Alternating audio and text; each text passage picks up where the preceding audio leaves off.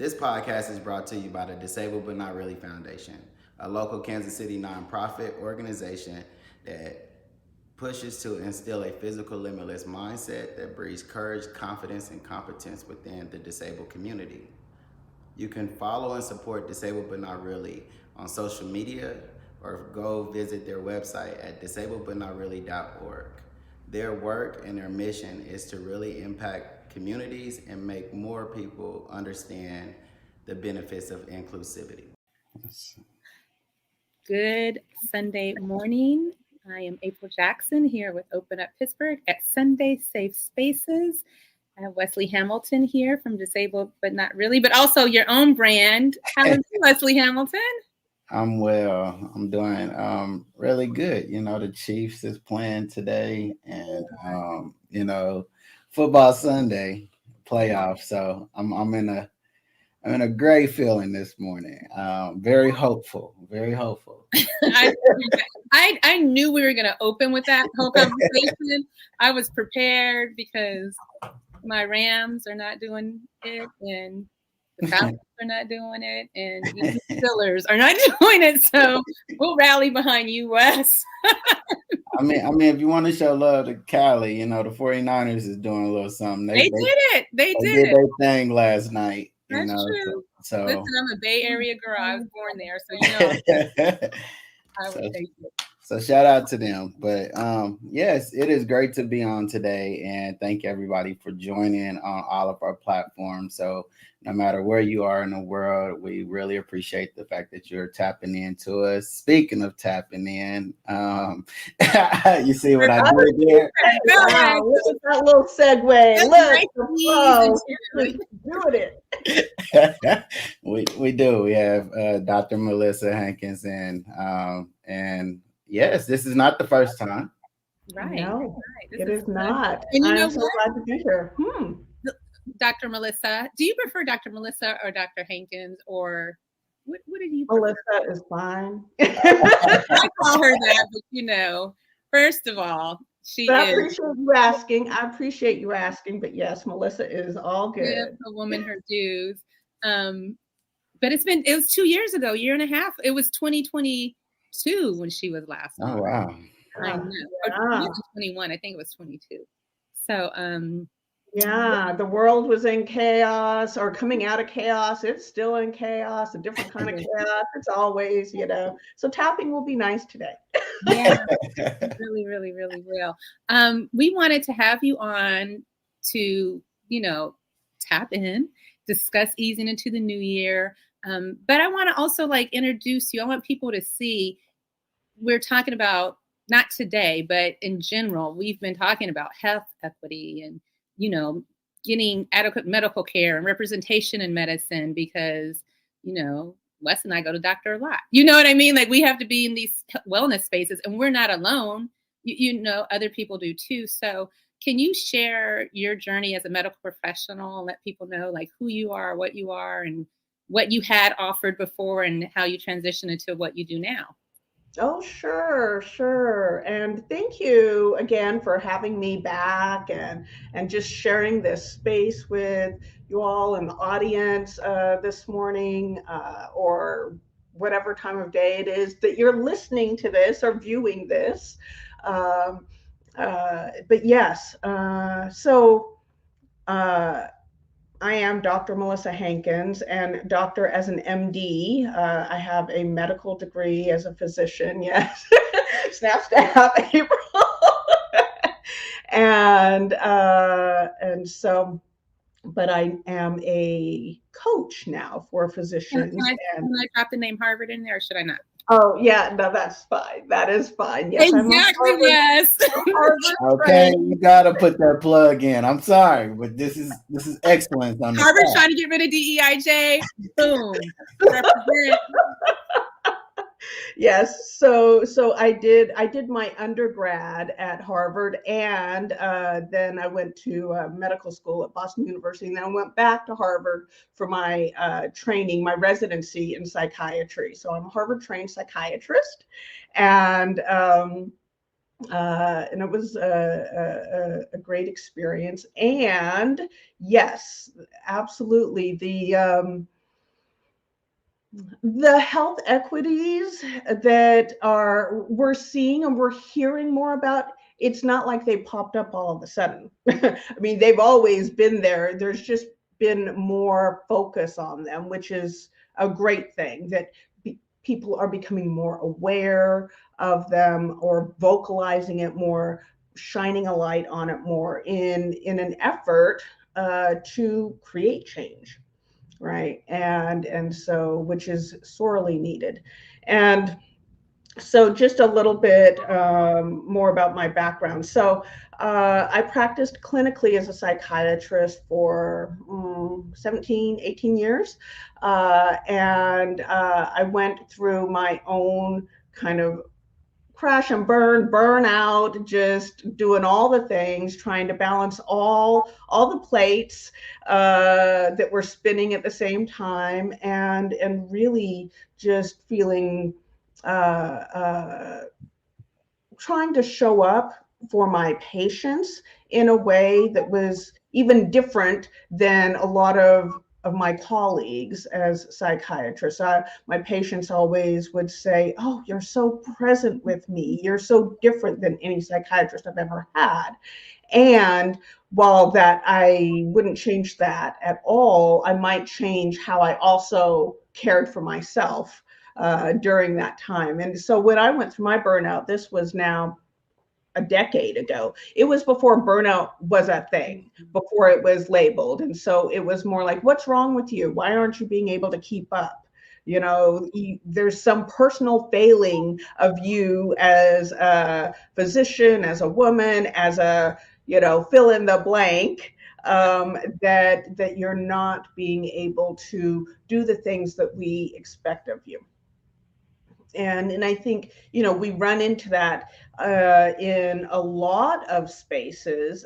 Certainly as women, as people of color, we're always working so much harder than not, I won't say, let me back up, not harder necessarily than our non-BIPOC peers, but we certainly have this mindset that we must, and to be recognized, to move ahead, and so there are a lot of obstacles, and we're not seen, and we're not given a voice in a lot of spaces, and so sometimes we have to be a louder voice.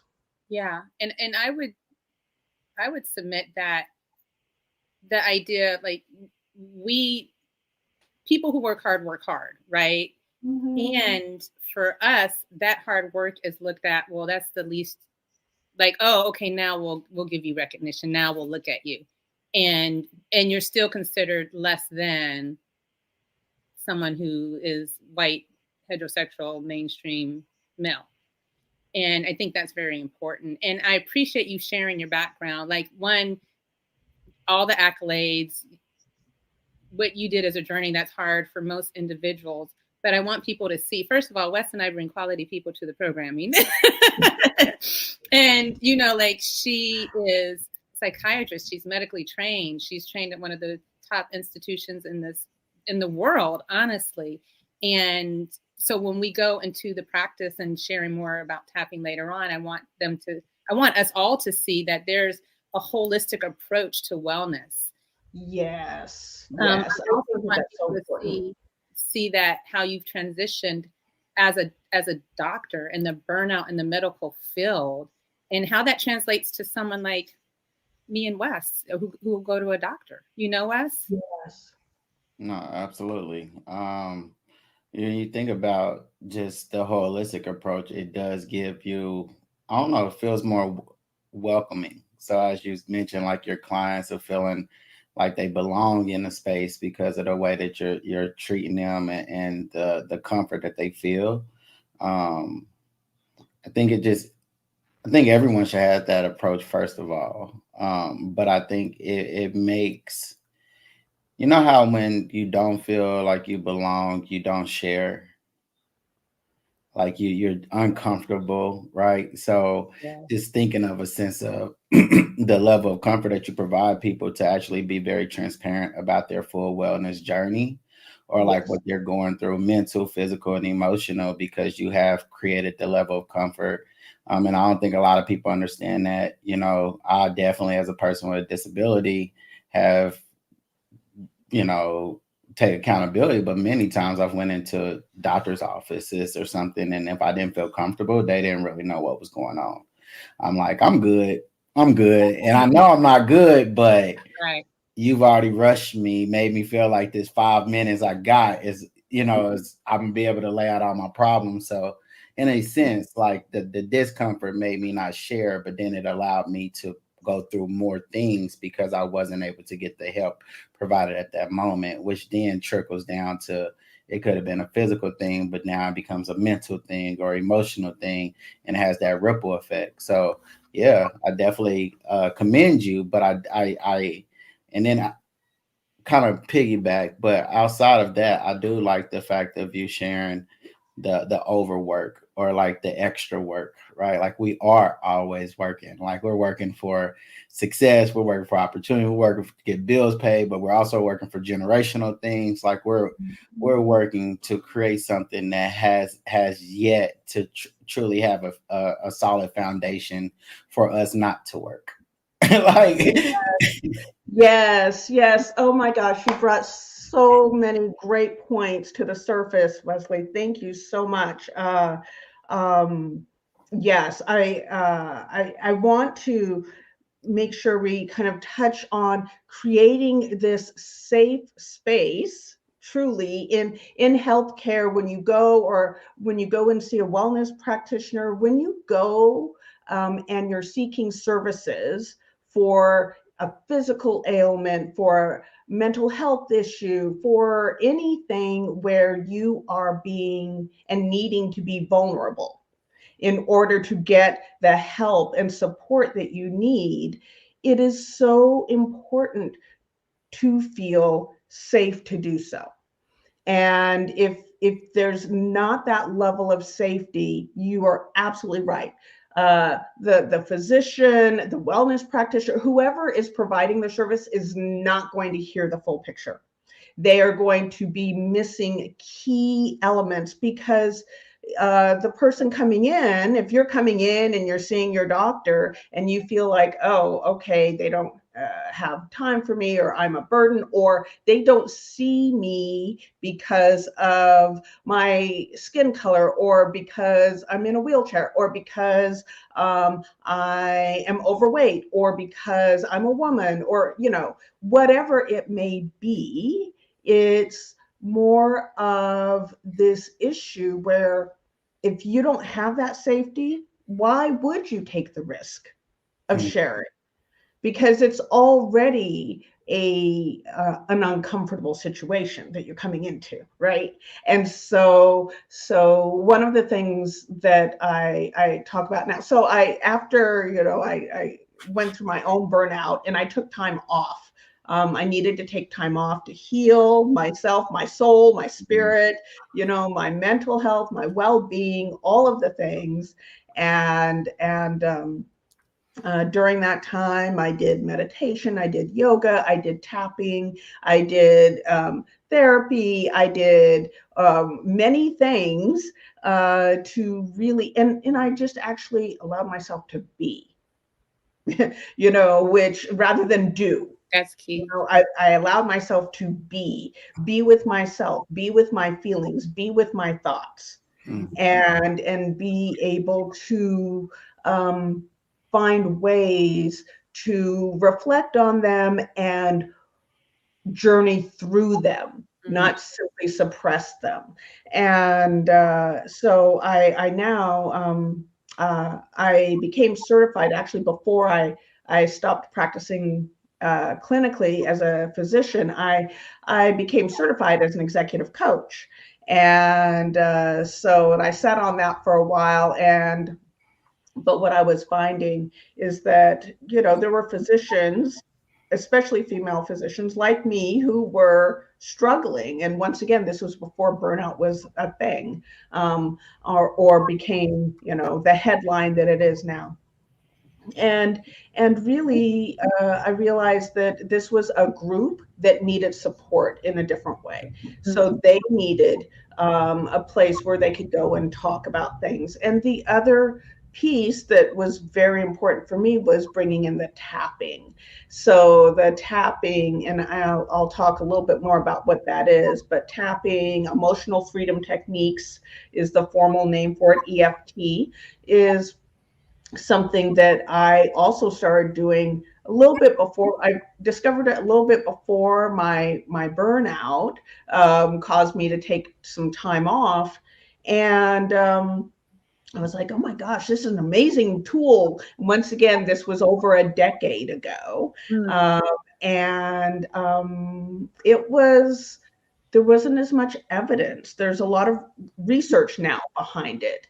But at that time, there wasn't as much evidence and there weren't as many studies behind it to support it as an evidence-based stress reduction tool that it is. And so I was kind of doing on the DL,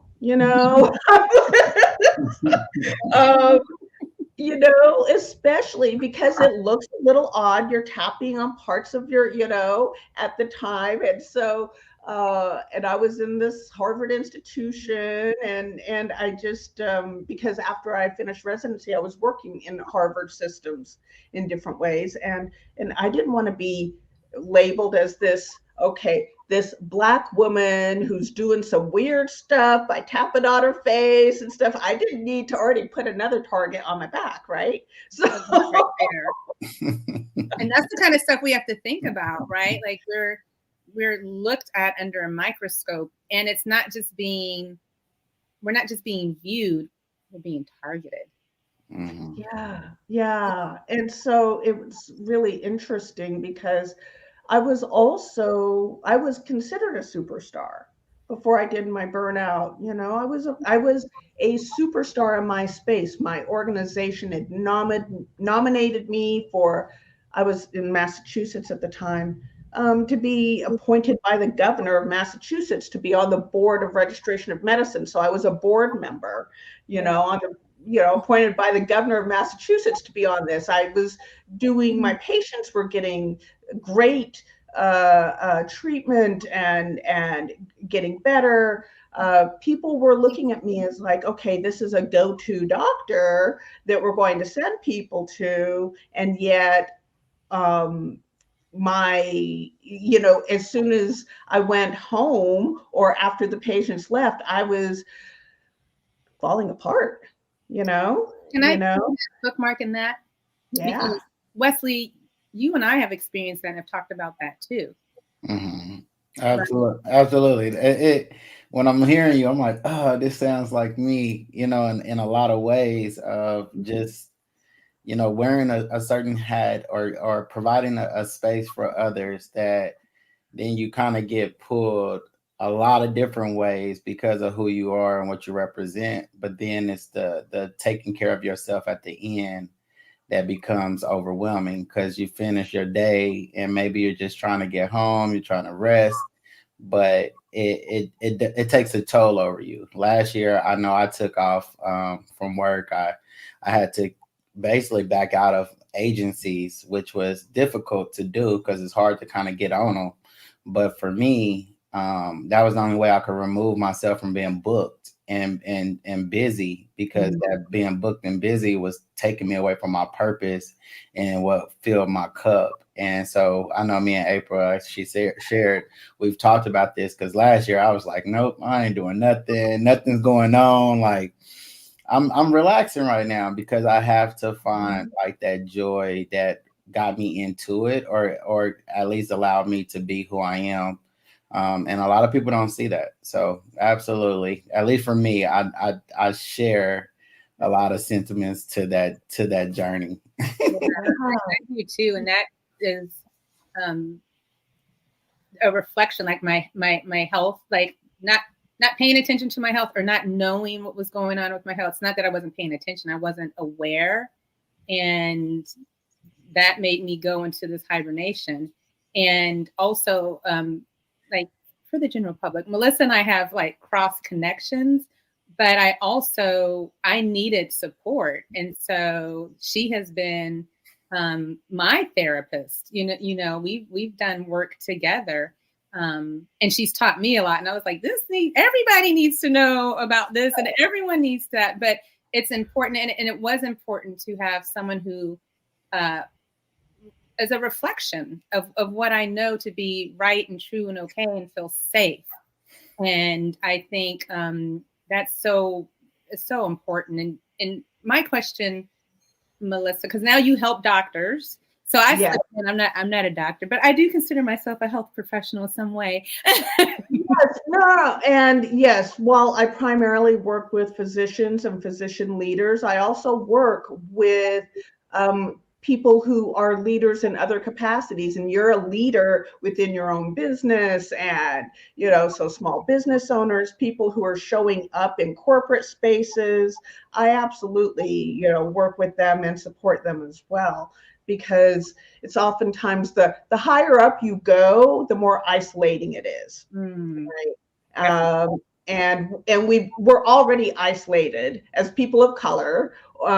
We're already isolated for those of us who identify as female, for those who may are differently abled. There are all of these spaces in which we are already isolated, right? And then so just to say that while my focus is absolutely on physicians and physician leaders, I do work with other people. So yes, you didn't just slip in, April. Good. I was thinking about this conversation last night, and one thing that came to mind for me is this idea of we're all human beings, right? And yes, we are isolated, but I don't know if isolated is so much. I don't know if we're oppressed and we're intentionally ostracized, and because our experience is a human experience, right? I mean, humans get sick. Human bodies are all different. There are things that happen to the human body that, who's to say because somebody's born with 4 digits instead of 5 that they're abnormal? You know what I mean? Like, there's so many experiences that make us all human, and then to say that, well, because you look this way and you act this way and you are this way, you're less human. That's yes.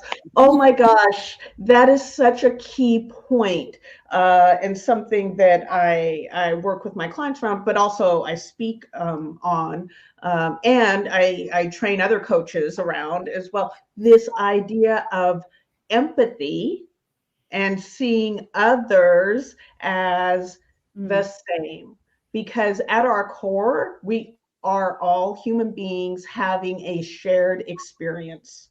And even, all 4 of us on this screen are having a shared experience. We are all bringing our, unique viewpoints and experiences to this space. And we have that common denominator of having the shared human experience. And so we are all human beings. And when we can see that about other people and step out of from behind our own lens, that's when we can start to build connection and create those safe spaces for vulnerability to show up. I definitely agree with that. Empathy. I mean, I think that a lot of individuals don't empathize or don't start off with empathy because they're based off of judgment. So maybe it's color for the first thing. I could say race, but a lot of it's color. Like, if we don't relate to color, then I can't empathize to your struggles and vice versa. But in reality, if you have a conversation, you're like, oh man, we all going through the same thing. None of this matters, right? And I was talking recently. I made a post on my LinkedIn, and it was we've been dealing with snow and things over here in Kansas City, and of course, like all around. And it kind of went off of like, I made a post speaking on like how our city hall, there wasn't any street cleanup, and it had been days since it snowed. It wasn't no sidewalk cleanup or anything. But for me, it was the fact that as a person with disability, no matter my disability, I'm still treated as a human being first. And Right. so, being with that, there's no phone call I received to say, "Hey, our sidewalks aren't clean. You don't come up to your appointment, right? Don't come Mm. up to your, don't come in here and pay these taxes, right?" Like whatever the human experience is, I am still held accountable to do my day to day at the same time as everyone else, no matter my limitations. Even though there are limitations and barriers based within society that creates me to be late or not even be able to go due to access. And if people empathize that they're like, yes, we can run into a building, but there are so many people that can't, right? But this same building is open at the same time for everyone. So Right. if there are people that are able that can get into a space, but haven't considered people that aren't, or those that are in position to clean up or serve, but don't because they are worried about their own like needs and wants and not being empathized to those that need it. I'm sharing this because over kind of based on the thing, I'm like, well, people empathize that you're not looking for a person with a physical limitation. You're just helping any and everyone that might have a struggle going up and down the street. Right. You will come up with a solution. But everyone is always like, oh, well, you know, in my mind, I'm like, of course, someone in a wheelchair is not going to come out in a negative degrees. I would hope, right? Right. But at the same time, that's not the perspective people should carry. Like, oh, I'm not going to do this because everyone's not going to come out. Right. Again, you should have systems in place that is empathize and create a safe space and environment for any and everyone, especially if normal business hours are operating. And I mentioned that to even businesses. Like businesses are quick to open up when the Right. weather is bad because we need to make money, but you don't create access for other people that might need your services. So Yeah. for me, I could be going by the bank, right? Like, and the bank is not together. Or even that same day I made the post, and I'm sharing abroad, but same day I made the post, I drove past a hospital, and like certain sidewalks and walk paths around the hospital wasn't even, you know, shoveled or anything. And so it kind of went into the same conversation. It's like Mhm. we forget to serve people because we judge them first. Yeah. Yeah. So we're judging on what they can and cannot do, whether it's race, religion, or limitation, or even age.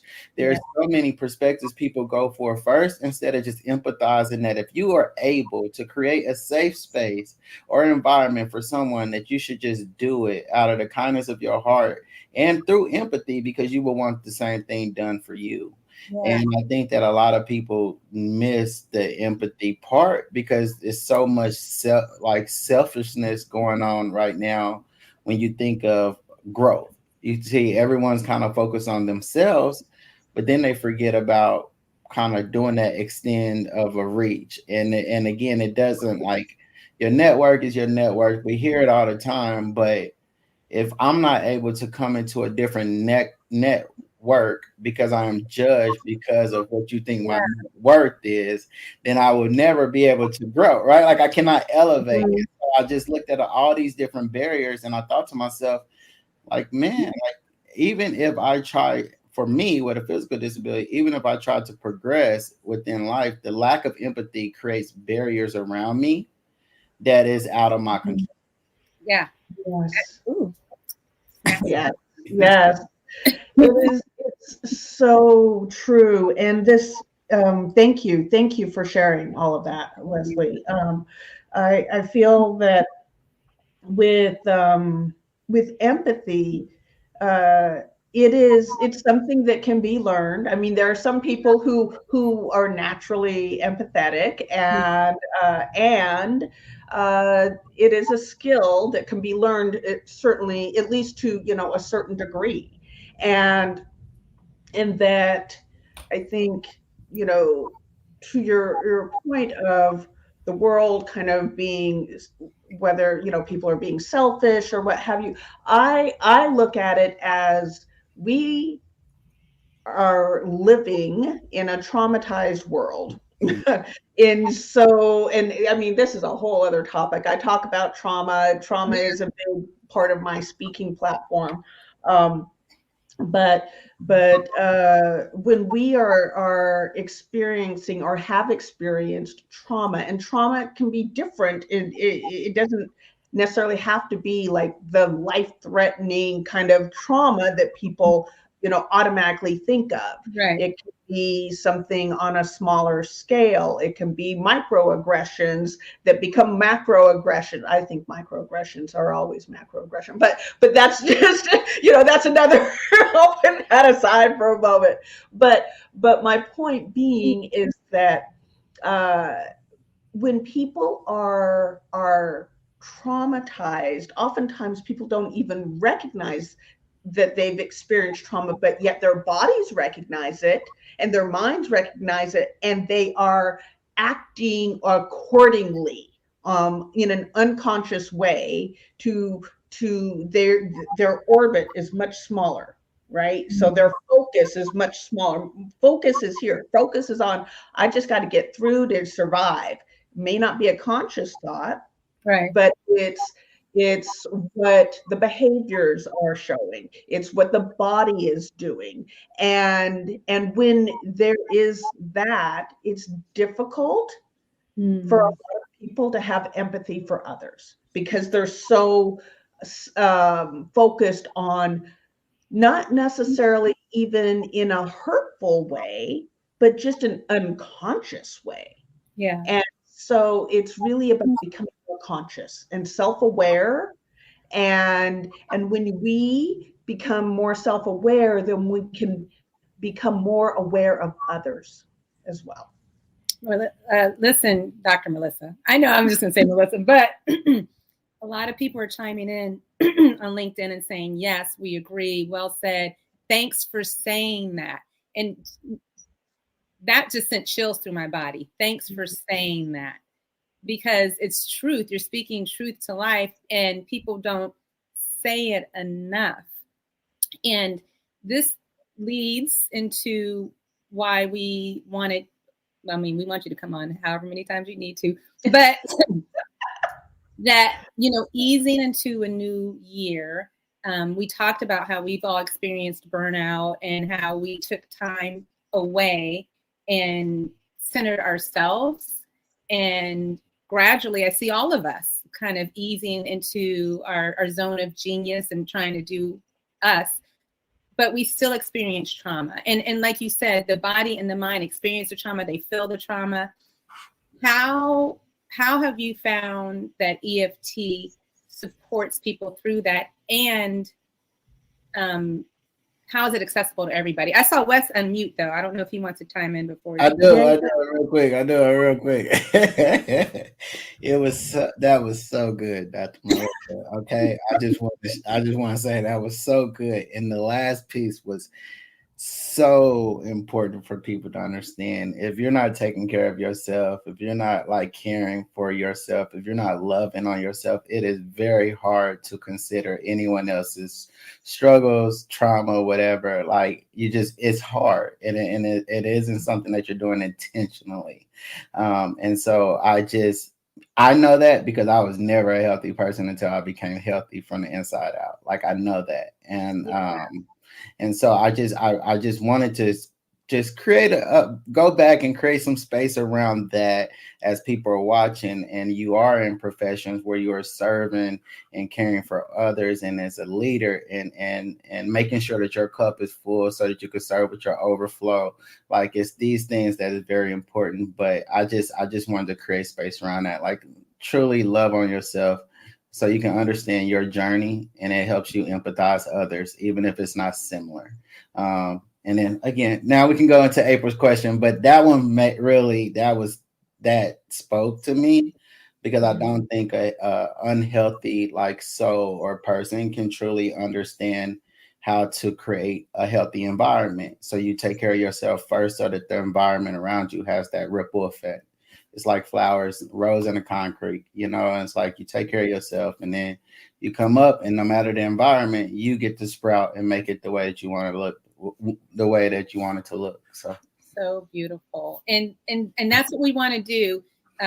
Wes and I have been very intentional friends about, and not just Wes and I, but the team behind us, who support us and hold us up and help us move forward.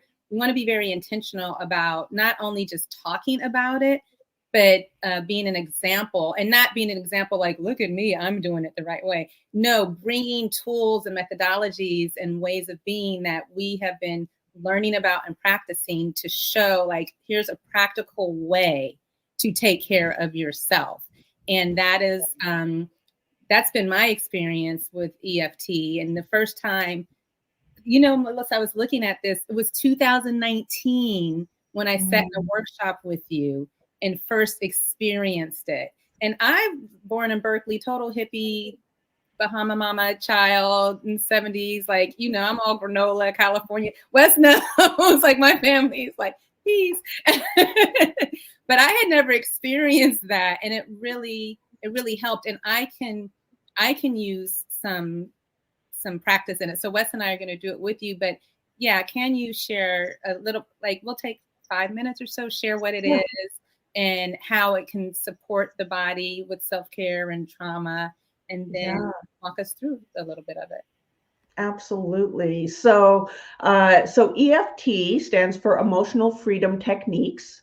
And it's also goes by the name tapping, is what people often think of it, because you're actually tapping on parts of your body. You're tapping on acupressure points. And so similar to acupuncture, but without the needles. and EFT really is an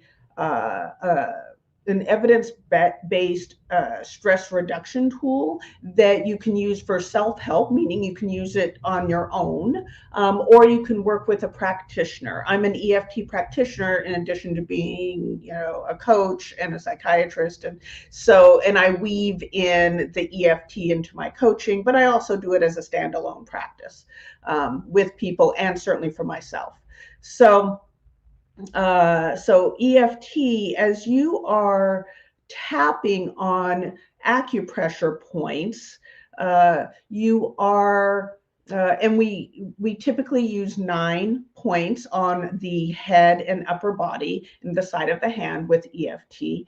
As you're tapping on these specific points, you are focused on a thought or an emotion or a sensation in your body that is unpleasant or quote unquote negative.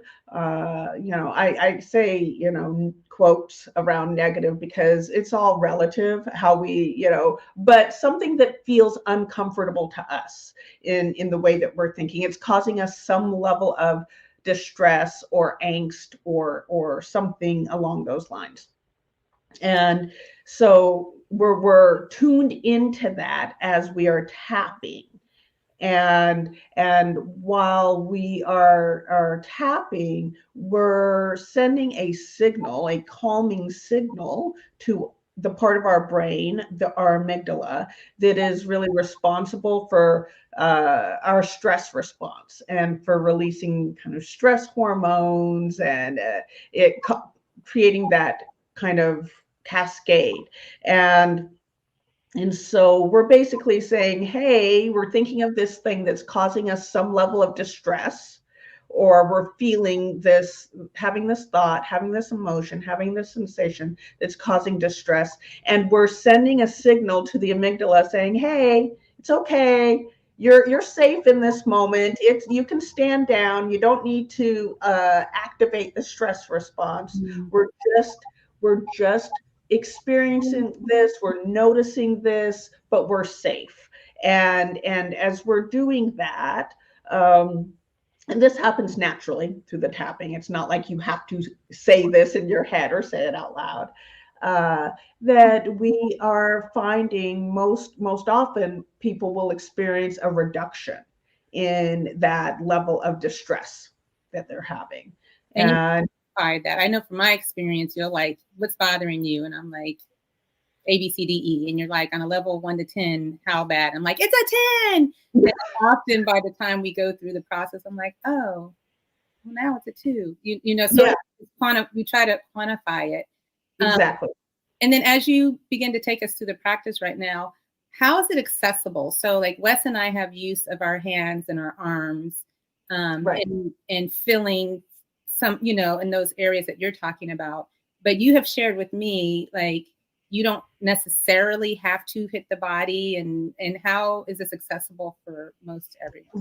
Right. So for people who have either a limited range of motion, or aren't able to use their hands for whatever reason, maybe they don't have them, that you can, if you do have the ability, if you have hands or a hand and limited range of motion, you don't have to touch all of the points. So you can just find one. If all you could do is do the one on the side of the hand, and you could do it, you could just stick with that one. If you have someone around you, a family member, a friend, they can tap on you. You can have them tap on you. And as you practice this more and more, or really focused, for me, I can actually think about the points, because thoughts are things.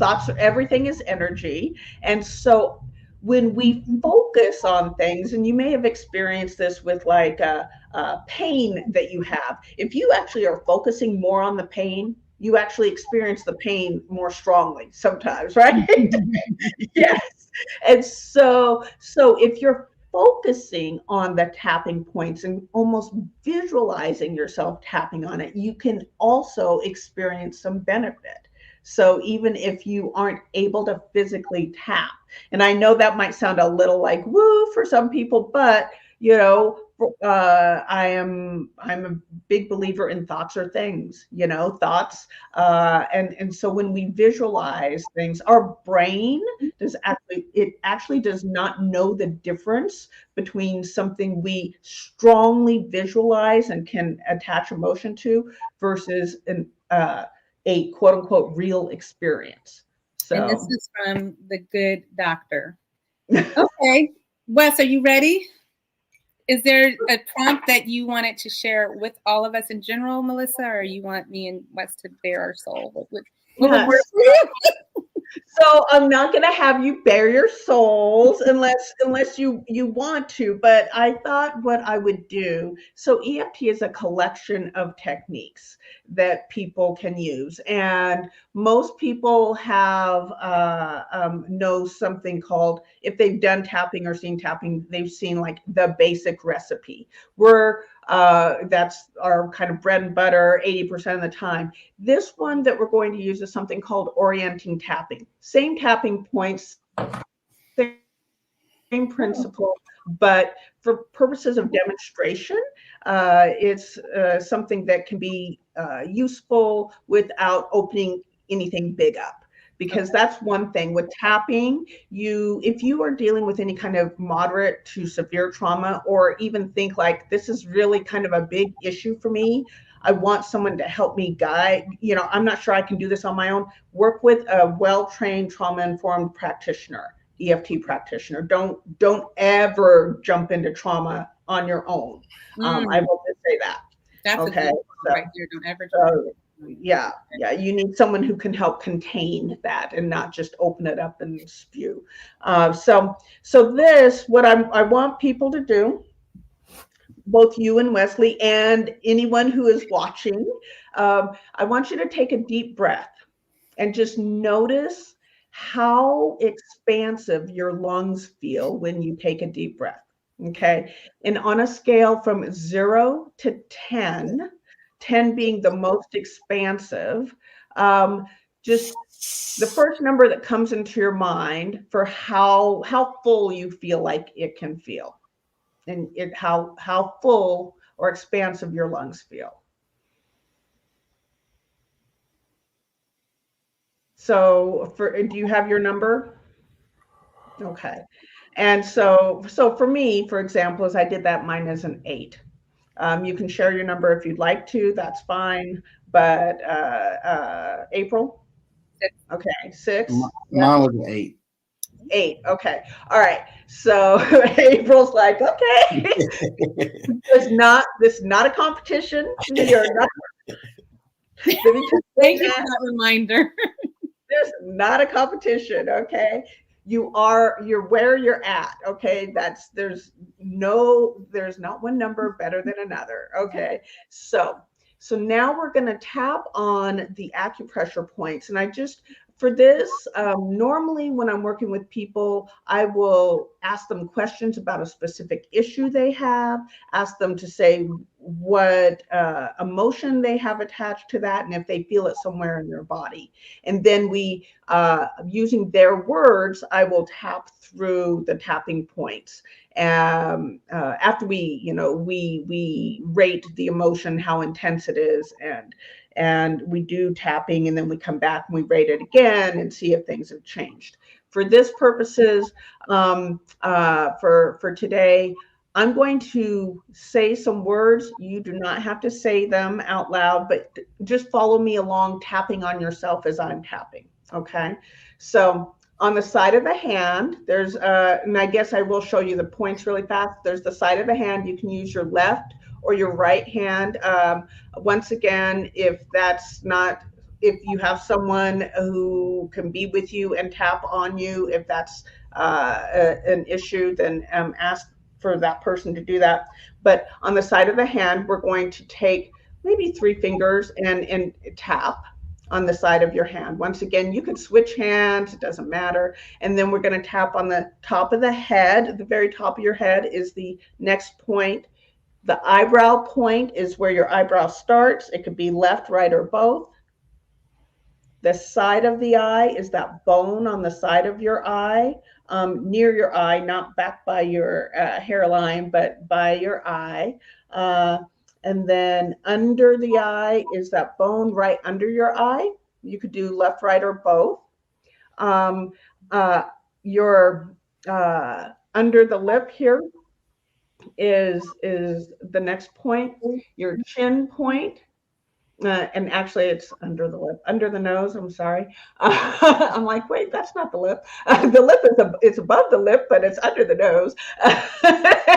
And then your chin point is that crease of your chin, not the bottom of your chin, but that crease. Collarbone, if you feel the bony prominences of your collarbone and go over an inch and down an inch, but you could just do this and you can capture both, that's fine, or you could do this.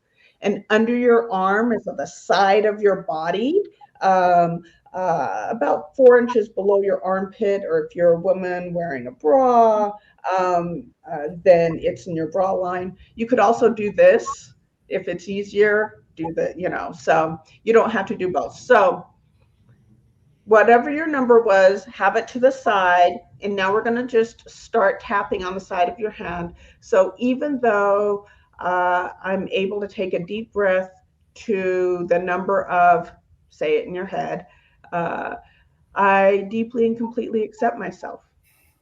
Even though I can only fill my lungs to whatever the number is, I deeply and completely accept myself. Even though I can only take in as much air to whatever your number is, I deeply and completely accept myself.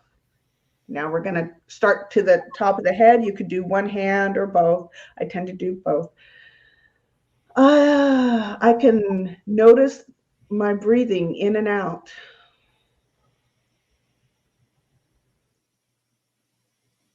I can breathe to whatever your number is.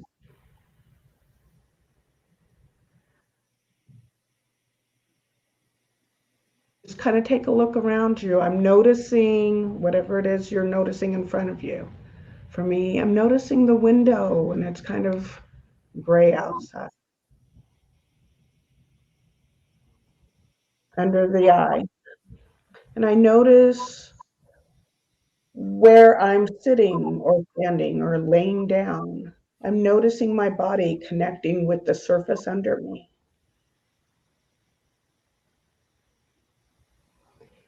Under the nose. And I hear myself a little bit of feedback on the laptop, but notice what you are hearing behind you, around you, in your environment.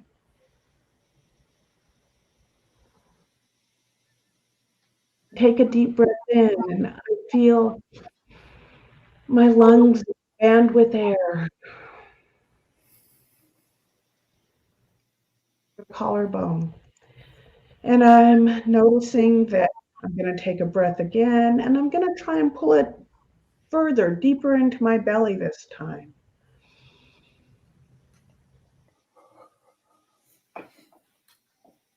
And under the arm. And I'm noticing that maybe I'm feeling a little more relaxed and expansive, and my lungs feel a little fuller when I can take in a breath. And that feels good right now. Okay. And now I want you to take a deep breath again. And out. And did your number change at all? April, what did you notice? I noticed, I'm going to say a 9, no competition, but this week though, I have felt very restricted in my breathing. And I was breathing all up here when we first did it. And I felt like my whole torso expand this time. And my shoulders went down. Okay. And Wes, did you notice any change? Nope, I keep it at 8 right now. I definitely feel like that's like my channel number. No pun intended, but I did some breath work while I was in LA for a couple months. So like it really already helped me. So I do feel like I'm full and balanced when it comes to like making sure that I can breathe properly, and all that good stuff. So no pun intended, April, but no. Did you notice any other changes, maybe even in your thoughts or anything that came to mind for you? Just more clarity in a day. Like just going through the practice itself just helps me kind of become more aware of like the things around me, visually and and just kind of even the energy that's surrounding. So I think that's kind of a lot of things that I felt. And then internally, just release, some relief that like some pressure was released somehow just through the breath work and the process of becoming more aware. Yes, great. So for me, I actually went from an 8 to a 10. It was I felt very expansive afterwards, and I felt more relaxed. And so I really love, Wesley, that you shared how you became more aware and the clarity, because so for this demonstration, I used the kind of example of breathing in, because oftentimes when we're stressed, we're breathing in a much more shallow way. We're not having expansive breathing in, and breath is life. And so the more that we can breathe in and really oxygenate parts of our body, the better off we're going to be. And when we can breathe in a deeper way and have a bigger and longer exhale, that actually activates our parasympathetic nervous system. I'm not going to get all sciencey here, but basically that's the part of our nervous system that helps us to feel more at rest and less stressed and activated.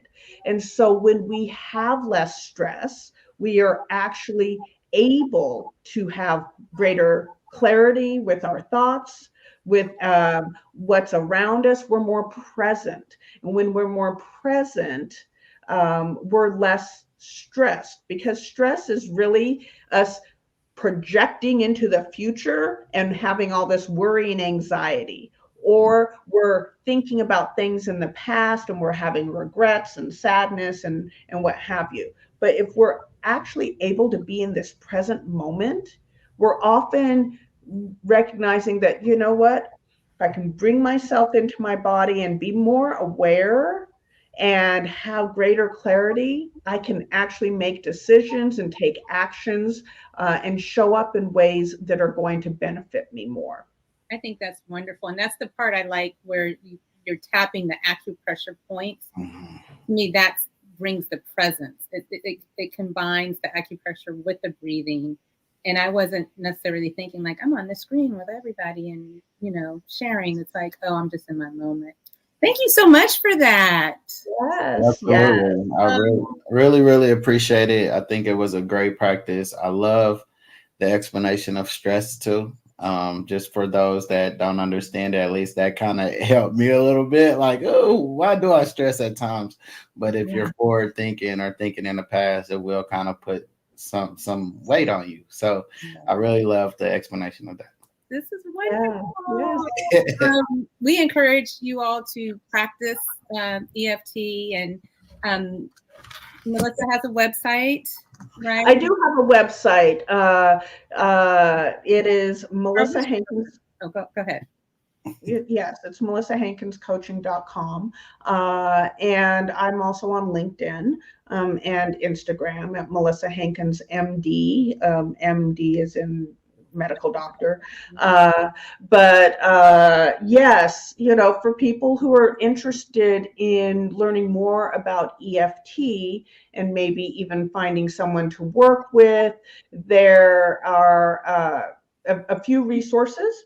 One that a lot of people tend to use is the Tapping Solution app, which is an app you can have on your phone. They have tapping meditations basically on many different topics. Now, my only caveat with that is it is very generic in terms of it's not specific to your unique situation. And tapping always works best when it can be focused on your specific emotion, your thoughts associated with that emotion, and where you're feeling it in your body. And so it can be helpful as a way of getting some relief from some of your stress. But if you have something more specific to work on, work with a practitioner. And there are some places that you can look up to find practitioners who are trained in EFT. Two that I recommend is EFT International. So EFTinternational.org. You can go on there and look for people who are trained, well trained in EFT, and the Association of Comprehensive Energy Psychology. The website for that is Energy Psych, PSYCH.org.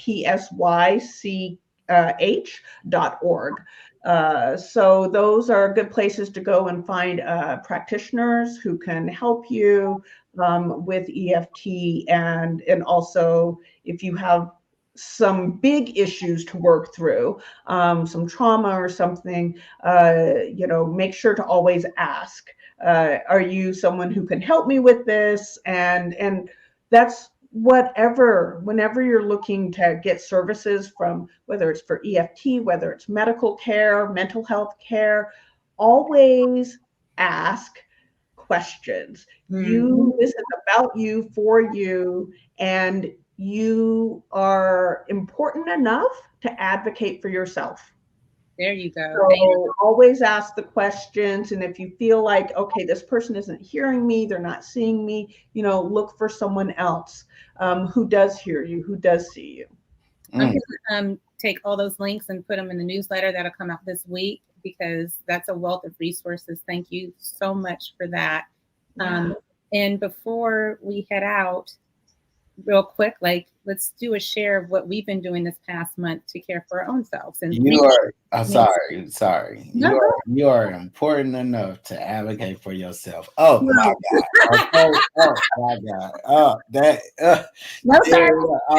I'm always gonna have to go back to a little bit. That was gold right there. Okay, Dr. Melissa. I'm gonna type that down. You are important enough to advocate for yourself. That is powerful. That is powerful for so many that don't believe they have a voice. Oh, Yeah. I love that. Yo, that was good. Okay. All You got so much knowledge today, huh? Woo, my cup was full. Okay, so what are we doing to set the tone for the new year? Oh, listen, I have been reading The Covenant of Water. I don't know if you could see it. Mm. This book, so Mm. thick, so rich. And I'm really going to read, I don't know about reading more, but I read an article about reading fiction can really help with brain health. So I'm going to like really work on my health. And so setting the tone for the new year is being intentional. My word for the new year is healing. So thank you for asking, Wes. I wanted to know that. Okay, I'm reading. Who's next? Go ahead, Wes. Oh, really? Okay. All right. So, setting the tone for me. This is the year of truly like self-investment. So I think starting a new year, I'm just kind of getting back on my health kick, trying to find things that outside of work, things that will fulfill me. So getting involved in more activities that I used to do. So competition is kind of in my forward thinking. As well as trying to find events that are aligned with my purpose so that I can be able to expand my network a lot more. So that's kind of been what I've been intentional about. And again, it's coming. So set the tone. I created a gratitude journal called Set the Tone. And so it will be launched real soon.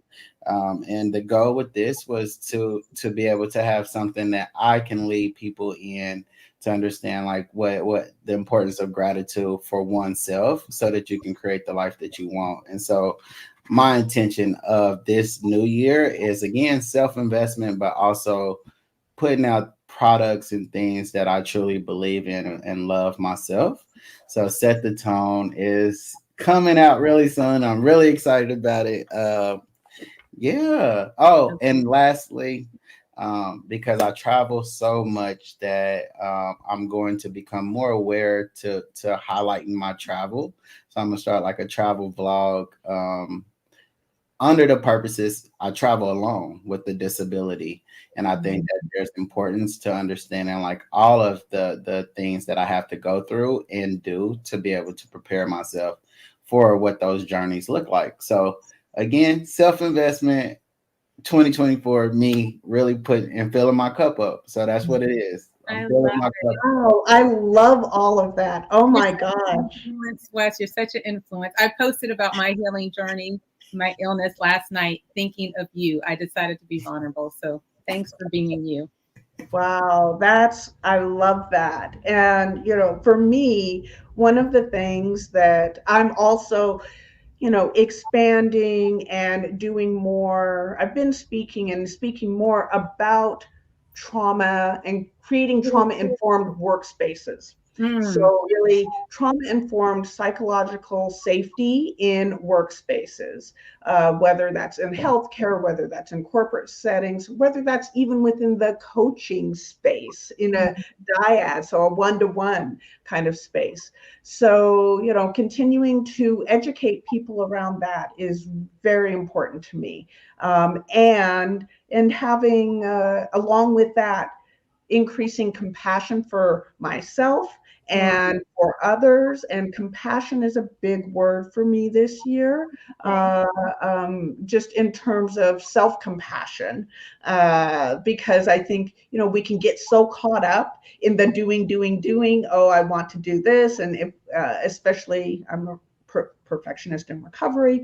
So, having all of those things, if I'm not doing it right or not doing enough, not feeling that I'm a failure. And so I've done a lot of work on that, moving through that, but sometimes that still comes up. So having that self-compassion for myself, that I'm doing the best I can in the moment and helping others to feel that too. One of the things that I am reading, or getting ready to read, I just ordered it and I'm excited to get started with it, is a book. It's not a new book, it's an older book, but by Robert Holden, called Shift happens, how to live an inspired life starting right now. Mm. And so I'm looking forward to, getting started with that. And, and I continue to incorporate my EFT on a daily practice, something I do when I get up in the morning, and I just silently tap actually with whatever thoughts I've got to get that clarity, as Wes was talking about earlier, that he experienced, to start my day in a positive mindset. So all of this. Thank you, Melissa, for sharing what you're doing for yourself. I really appreciate that. And that to me is like so important. Like we tapped into you for your resources and your knowledge, and you gave of yourself. And I think it's so important that we hear what you do and how you give to your own self. So for all of you watching, sometimes you see Wes and I looking down or whatever. We're taking notes on our phone. We're typing on our computer. So I typed up the quotes and our words. And what a way to ease into 2024. And thanks for that question, Wes, of what we are doing and we're thinking of as we go into 2024. And I actually hope to circle back at the end of this year to see if we've matched all this or where we've gotten. Because no matter where we go on the journey, this is our intention. We'll get to some space. So Happy New Year. It's just been lovely and wonderful. Wes, do you have any closing remarks to share? Nope. Besides the fact that I downloaded Shift Happens. And so, because it sounded like such an amazing book that I got to start. I'm probably going to start it today. And again, really appreciate that. But thank you for allowing me to find ways to fill my cup up today and get excited for the Chiefs game. All right, I'm good. We have to increase our stress and joy, and you know what? But I was reading the daily podcast had a whole thing on the NFL, but community is important, right? So like celebrating and being together, and that creates humanity in this wonderful circle. So absolutely. Yes. All right. Yes. Thank you so much. It's just been so beautiful. I'm so grateful to have had this opportunity to share this space with you. Thank you. Quick question. What's the temperature where you are, Melissa? She's in Colorado. It's not bad, actually. I think it's like 40. Oh, you're hot. Something. She's hot today. We just got out. Wes? Yeah. We are 21. Oh, so we're warm because it was 17 this morning.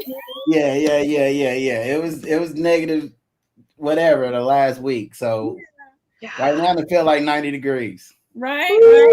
Stay warm, you all. Thank you. Thank you everyone for joining us. We'll see you everybody.